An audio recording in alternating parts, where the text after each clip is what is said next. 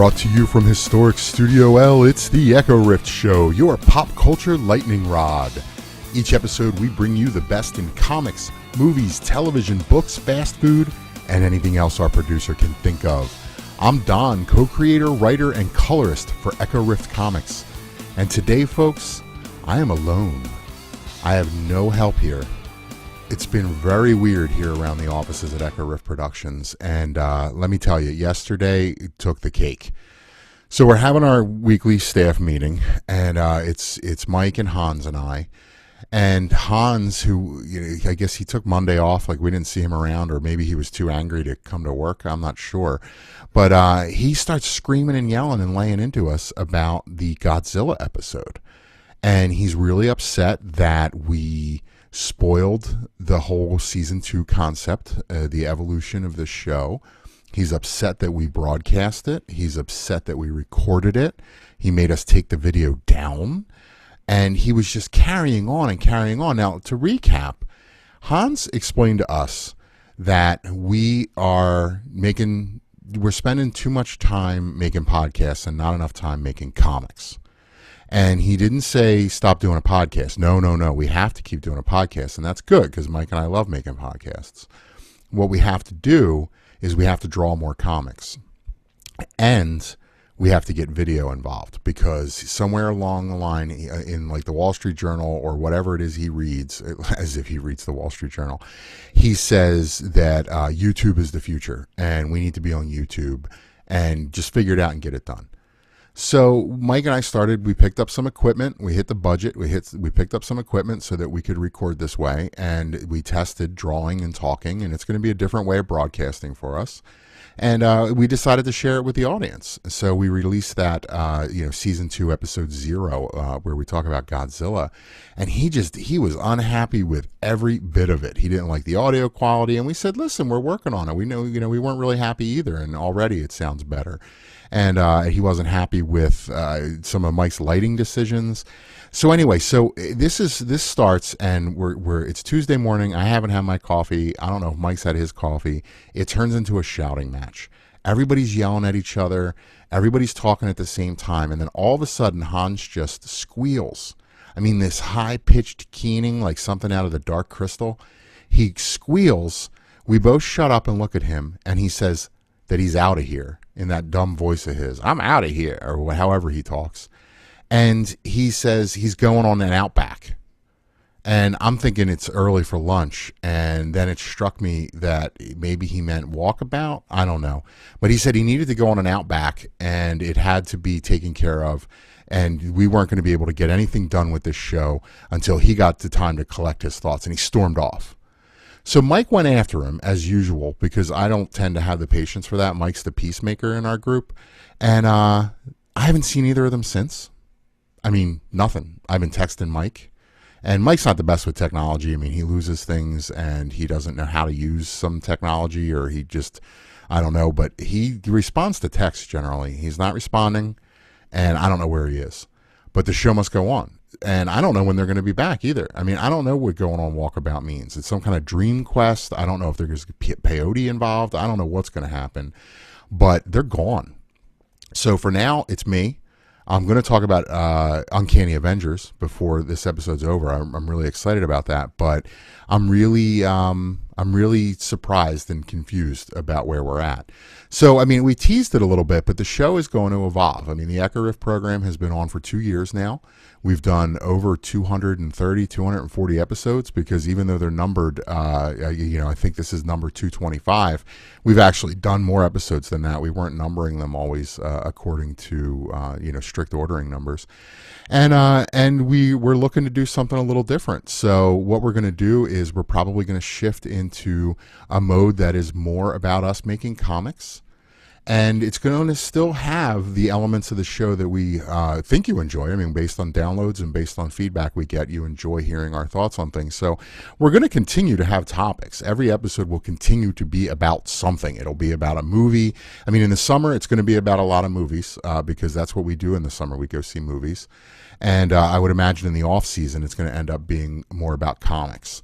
because that's just, I don't know, that's just the way it works. I mean, we're excited. We tend to get out to the movies to see whatever big movie came out any given weekend.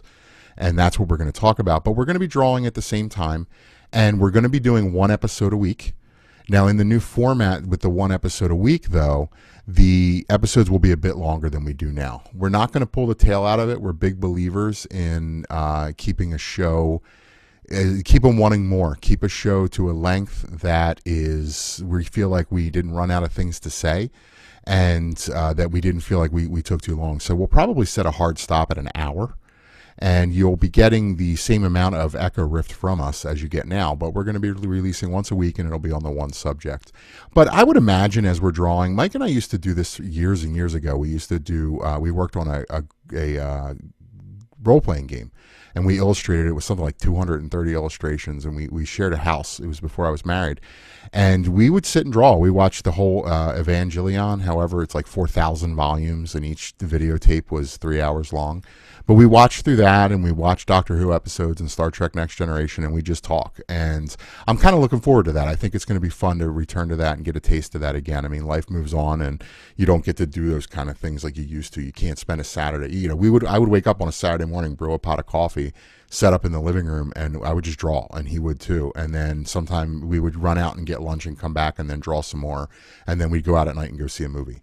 And this isn't going to be quite that kind of a marathon, but I'm looking forward to it. I think it'll be cool. I think you're going to enjoy it, and there will be a video component. What's going to happen is we're going to use Google Hangouts, and you're going to be able to see us draw, and you're going to be able to track our progress working on the comic and see how the comic evolves as Mike does the illustrations and I do the coloring.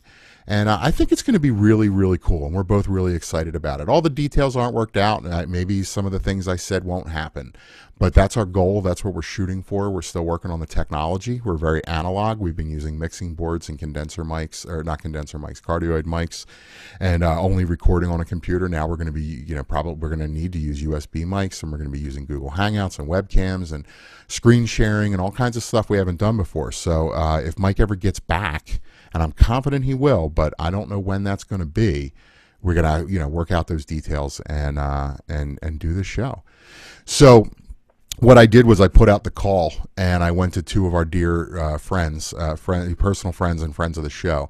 Seth Breedlove is going to join me in the next episodes or two, and we're going to talk about Manifest Destiny, the Image comic. He gave that to me as a gift because he was so excited about it, and I read it and loved it. And we've been looking for an opportunity to have Seth on, and we finally get our chance. So he's going to join me for an episode about that. And then he and I are also going to do an episode where we talk about switching from print to digital when it comes to comics. And my personal experience, I guess to tease it, is I did switch largely to digital, and I had to switch back to print, and we talk about that. So it's and he switched from print to digital because he was having a problem with the story he was going to and didn't really have an alternative. So I think that'll be an interesting conversation. And then Jonesy of the Paper Keg podcast and the Book Jug podcast, he of Everything fame, of Love's Beer fame, is going to join me, and we're going to talk about one of his favorite comics, Invincible. He's always talking about it if you listen to Paper Keg at paperkeg.com, and I read it years ago. I want to reread it, so he and I are going to get together and talk about that. And then I want to interview him. If you go back, there's an episode about podcasting, and we interview Slim from the Paper Keg podcast, and I really liked it, and our audience really seemed to like it. It was very informative, and I want to do sort of the same thing with him. I want to talk to him about writing and podcasting. He's a Freemason, and he's mentioned before that there's a lot of pop culture references in movies and things for that are references to Freemasonry, and he's going to talk about that. So I think it'll be cool. So we've got it covered for a little while, but Mike's got to come back soon because I can't run this show all by myself. Hans doesn't help, but and actually some things are a little easier without him around. But I don't know. I need Mike back. We can't do this, and we have to make comics, and I'm going to run out of things to color, and if Mike's not back here drawing again. So let's talk about Uncanny Avengers. This is a comic where the premise is, after the events of Avengers versus X-Men, the Captain America decides that he's never done enough for mutants, and the events of Avengers versus X-Men taught him the error of his ways, and he's going to create a unity squad of Avengers to set an example for the rest of the world that humans and mutants can work together for good. And he and Thor approach Havoc and ask Havoc to do it. He's the clean-cut, handsome, blonde guy who has a government background and college degree and all that stuff. So they think he'd be perfect to lead the team. And the fact that he's Cyclops' brother might help too, because they can show that not even all brothers of the Summers family are evil. And he recruits, I think it's Rogue and Wolverine in the original story, make up the rest of the mutants. And then it's Captain America, Thor, and Scarlet Witch make up the Avengers. So the first story arc is a 6-character team, and then later it expands to include Wonder Man, Wasp. Did I say Rogue already? Rogue is on the original team, and Sunfire. So the team expands and gets larger. This was the flagship title for Marvel Now, and I think back to, I guess it was October 2012, and I was really excited for this book. I was excited for a lot of reasons. First of all, I was excited that my guy Rick Remender was getting the flagship Marvel title. I thought that was just the coolest thing in the world, because I've been following him for years. I'm a huge fan of Fear Agent. I was a huge fan of Uncanny X-Force.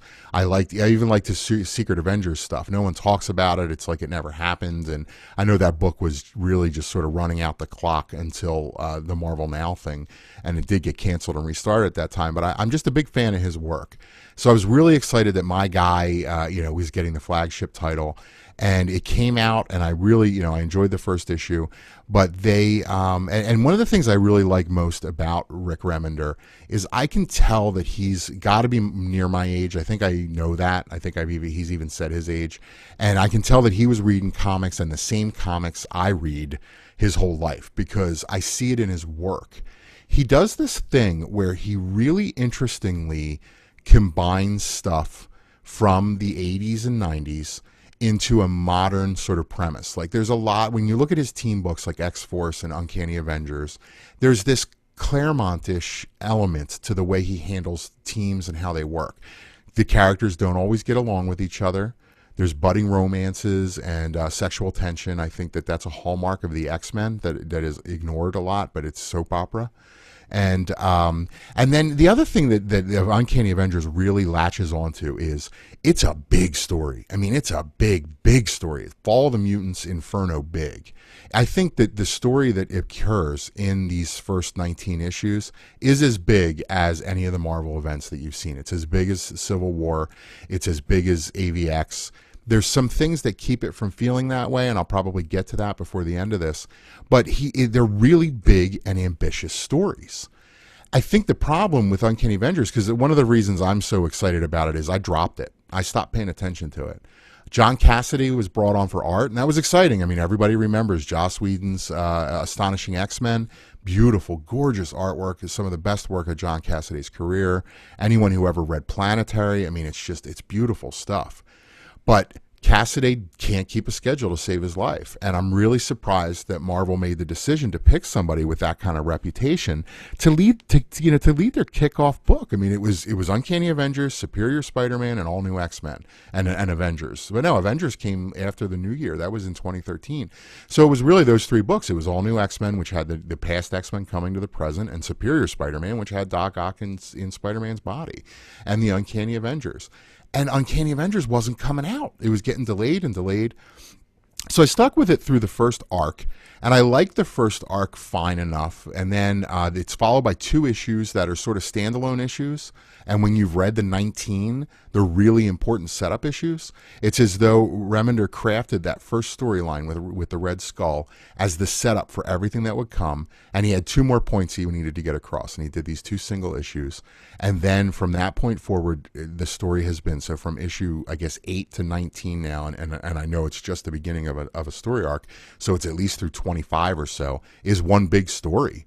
But it all relies on these first 2 arcs, or the first arc in those 2 issues. I love that kind of storytelling. It's like taking the best parts of novels and merging them with comics. But it makes it very, very hard to read in single issues, and it makes it very hard to read when the artist is late. And quite frankly, I'm very critical of Cassaday's artwork on those issues of Uncanny Avengers. I don't think it was his best. I think that first issue is really strong. And by the end of that first arc, it's not that good. It's not as good as he's been in the past.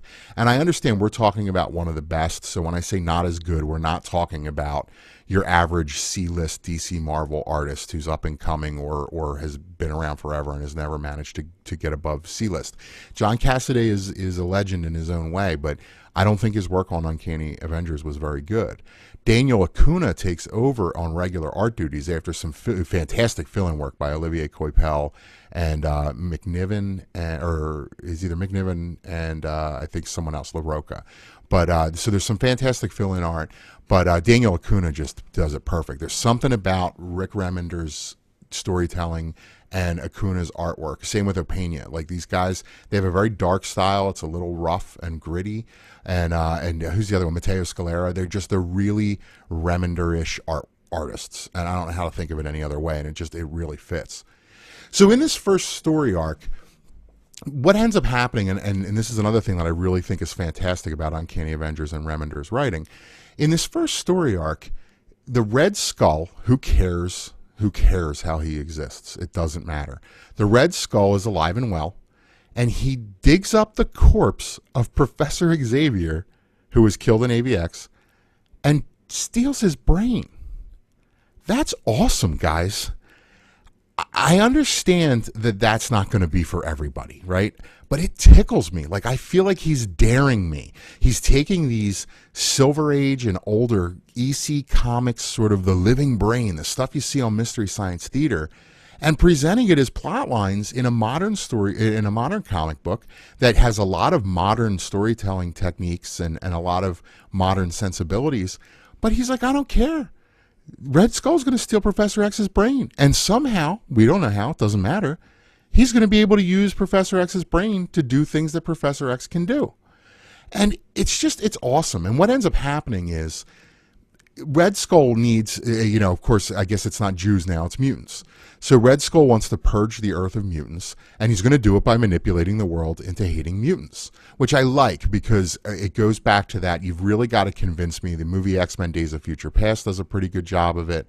You've got to convince me why humans would be so unreasonable about mutants in terms of there's good ones and there's bad ones, and there's ones that are obviously saving lives and protecting people and keeping buildings from falling on top of innocent people, and ones that aren't. So when you do something like this, you create that premise that really sells it. So it begins, there's two major events. The first event is that the character Avalanche, who controls gravity or rocks or something, but he makes things fall down. He creates avalanches. He comes into the middle of New York City and destroys a large section of it. And one of the things that I don't think this is something I could pin on Cassaday. I think it's probably a reluctance on the part of Marvel editorial to go too far with it. I didn't pick this up the first time I read it, but the second time I read it, it struck me that what Avalanche does is he causes a 9/11 scale event. And that is, I don't really feel like, I think because you see so many fights in comic books, it's hard. You see the destruction, buildings fell down, you presume people died. Wolverine refers to the fact that there's no survivors. You see the other superheroes cleaning up. It's even reminiscent of that Spider-Man issue from after September 11th, although Dr. Doom's not there helping implausibly. But and that's really important to get across. And once it really sunk in that, okay, this, like, 9/11 just happened again to New York City, and it was caused by a mutant. It really makes what follows, knowing that Red Skull has one of his minions on television who has the ability to manipulate people. Honest John, I think, is his name. And inciting, hatred for mutants. And then finally the Red Skull shows up himself and uses Professor X's brain to manipulate everyone in New York City. And he gives them the ability, and it's not even clear whether they're really seeing mutants or whether they think they're seeing mutants. But regular old New Yorkers start beating each other to death. It's really grisly and big. And the Uncanny Avengers stop it because they need to, and then the next story arc has to come. But one of the other cool things that Mike would appreciate if we had gotten a chance to read this together, and who knows, he might have read it, he's not here to talk about it, is that Red Skull gets away through no lack of Captain America and Wolverine attempting to kill him, and that's another sort of nice realistic touch. And he gets away by supernatural means, and it is helpful for the story. But it's cool that there was no one like, we've got to bring him into justice. He just got done being responsible for causing something like 9/11. I mean, he's being Osama bin Laden, basically. He's now has New Yorkers beating each other to death with just the trash they find on the street, and they're briefcases and stuff. They're going to kill this man, and he gets away. So you get into the next two inciting events, which are simple. Rogue ends up killing Wonder Man's evil twin brother, or whatever he is, the Grim Reaper. He's another of these Silver Age characters that I grew up seeing in Marvel Universe Guide, but I don't think I ever read a comic with him in it. Rogue kills him by mistake. She doesn't intend to. She absorbs Wonder Man's powers so that she can defend against an attack at a press conference, and she ends up killing him. And then in the next storyline, it's kind of neat. It calls on the other Marvel Now book, Thor: God of Thunder, where I don't know if it's existed before, but Thor's weapon before he received Mjolnir was Yarnborn, and it's this axe. And it's a story of how Apocalypse attacks Thor. Thor's enraged, goes to his dad. His dad says, "Look, he's wearing celestial armor. We have the Asgardians have a pact with Celestials. We will not interfere, and we will not help. You can't go after him." Kang, in the form of Loki, tricks Thor into enchanting his axe so that it'll split celestial armor and can kill a Celestial. Thor and Apocalypse never really finish their fight, but there's Yarnborn still having this ability. It gets forgotten, and it exists so that in the present day, someone can retrieve Yarnborn and use it for their own purposes. So at this point, you've got this inciting setup. It seems like a standalone story almost, and then you start to read the next storyline. And the next storyline is so big and so aggressive and so expansive, I can't believe that I lost interest in it in single issues. And maybe it's one of those things where you just need to read it in trade. And if you were like me and you stopped reading it, go get it, sit down and try to read the whole thing and start from the beginning, because you'll pick up things. I picked up a lot of things rereading the first volume, that those first 6 or 7 issues that I didn't get the first time. But Remender starts calling back on his run on Uncanny X-Force, and he does a good job of explaining it, I'd think. I mean, I read it, so it's hard to know. But I would think if you haven't read Uncanny X-Force, you could still follow. But a lot of sort of down and dirty things happen in the pages of X-Force. One of them is that, Apocalypse dies or is killed, I can't remember, but Warren Worthington, Archangel, becomes Apocalypse. And an Apocalypse has a child, and one of the first adventures, I mean, he does sort of the same pattern in Uncanny Avengers or in Uncanny X-Force that he's using in Uncanny Avengers, where he tells the opening story arc that ends up mattering for the rest of the run of the series. And they go after and kill, quote unquote, because the story evolves from there, but they kill this little boy because he's going to grow up to be Apocalypse. I mean, he takes that moral dilemma of, if you could kill Hitler before he became an adult, would you? And Wolverine doesn't make the decision. One of the members of Uncanny X-Force does, but Wolverine backs him as the commander of the team. And the guy who does it, Phantom X, says he did the thing that no one was willing to do, and they were going to just sit and jabberjaw about it, and he did it. So that secret comes to light, and it divides the Avengers, this Unity Squad, into basically what ends up happening is the Avengers plus Havoc sort of go one direction. They feel betrayed. They don't want anything to do with Wolverine and his lies.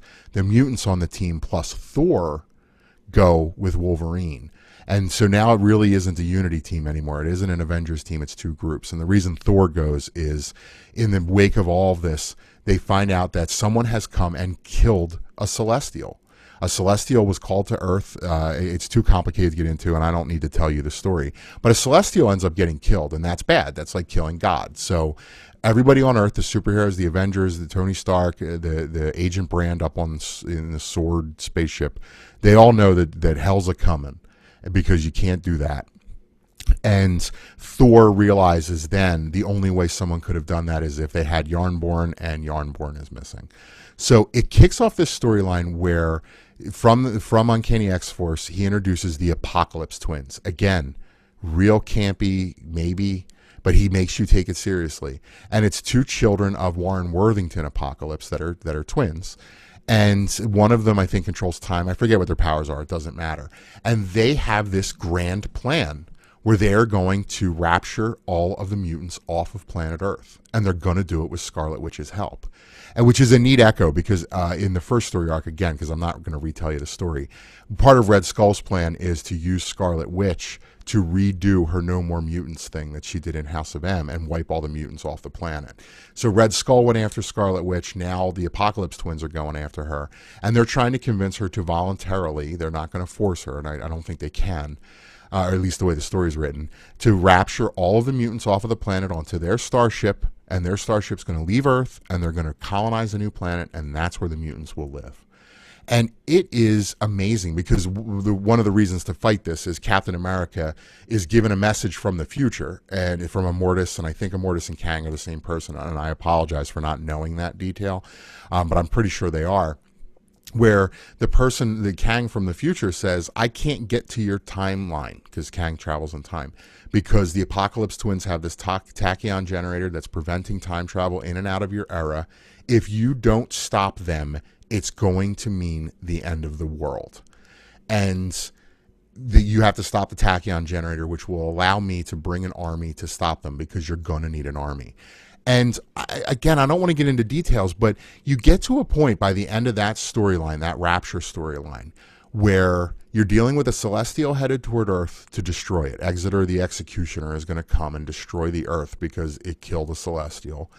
And you're dealing with these Apocalypse Twins trying to rapture all the mutants off of Earth and making a plea to them. I mean, you see that it goes over the worldwide bands. It's very Zod from Man of Steel. They go over the worldwide bands. They tell all the mutants, this is what we're going to do, and we're going to solve all the human problems, and we're going to solve all the mutant problems. And you feel as a reader, and besides the fact that they're scary Apocalypse Twins, they can't be up to any good, because we know that they're responsible for killing the Celestial. But at the same time, the pitch they're making seems like it would solve a lot of problems. Just make it so there aren't any mutants on Earth anymore, and then we'll be fine. And what follows is just an amazing, huge event-level adventure. And I think earlier I teased one of my disappointments. One of the things that's weird about Uncanny Avengers, if you read other Marvel comics, is they're never referred to in any other comic. It's like they don't exist. So you don't ever hear that team referred to in X-Men. You don't ever hear that team referred to in the Avengers I've read. I don't read a lot of Avengers comics. And it just seems really strange, because it's like they're isolated. They're in their own timeline.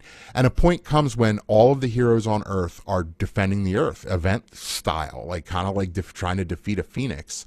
And it's huge. And I'm reading this, I'm like, this is awesome. Like, and it almost feels like there's that at one point it felt like, is when you start to see Tony Stark and Mr. Fantastic and Doctor Doom even trying to do things to save planet Earth from this Celestial, in your mind, you're almost imagining this 8 or 12 issue summer event series going on. And this is all the sort of side story that goes along with it. And there isn't. I mean, and that's another really cool sort of writing technique that he's using to make it feel like a big story. So I don't want to go any further, other than to say that you hit issue 17 or 18, and it gets so crazy. I don't know how to explain it. Like, stuff starts to happen that you don't expect. I mean, he does the thing where you start to think, I know how comics go, and I know what's going to happen. It goes exactly the opposite, and it's really, really ballsy and really ambitious. And you just got to get out and read Uncanny Avengers. I don't hear people talking about it. Panuch, my co-host for Comic Tango, he loves it, and he said the same thing. But I still don't hear a lot of people talking about it. Go out there, read it, get it somehow, get the trades, get the digital, go back through the copies you bought and didn't read, and go read this book. It's awesome. You will thank me. All right, that's our show. I'm going to sign off. I'm by myself. I am Don Garvey. You can find me on Twitter at Don_Garvey. You can find Mike at Connolly_Mike. Maybe you can tweet at him and try to see if he'll respond to you, because he's not responding to me. Maybe there's something personal. I don't know what's going on. Go to ECHORIFT.com and you can check out previous episodes of ECHORIFT. You can also check out episodes of Comic Tango, our other podcast that we do with Dan, who I just mentioned, where we talk about issues that face comic book fans. And there's also Kids on Comics podcast that I do with my son. And we talk about, he reads a comic and we read it together, and then we talk about it from sort of a father-son standpoint. I look forward to having the episodes with Seth and Jonesy. I think you're going to enjoy them. I know I am. So stay tuned for those. And I am broadcasting this live because we are going to be doing the season 2 thing with video. So if you want to go to youtube.com/EchoRift video, you can watch me talk to a webcam and instead of listening to the podcast, if that's more convenient for you. But you get a sense of what it's going to be like, even though I'm solo and I'm not drawing, but it's close enough. And I intend to do the same thing with the videos with Seth and Jonesy. So enjoy yourselves. Take care. Bye-bye. This has been an ECHORIFT production. Go to ECHORIFT.com to learn more.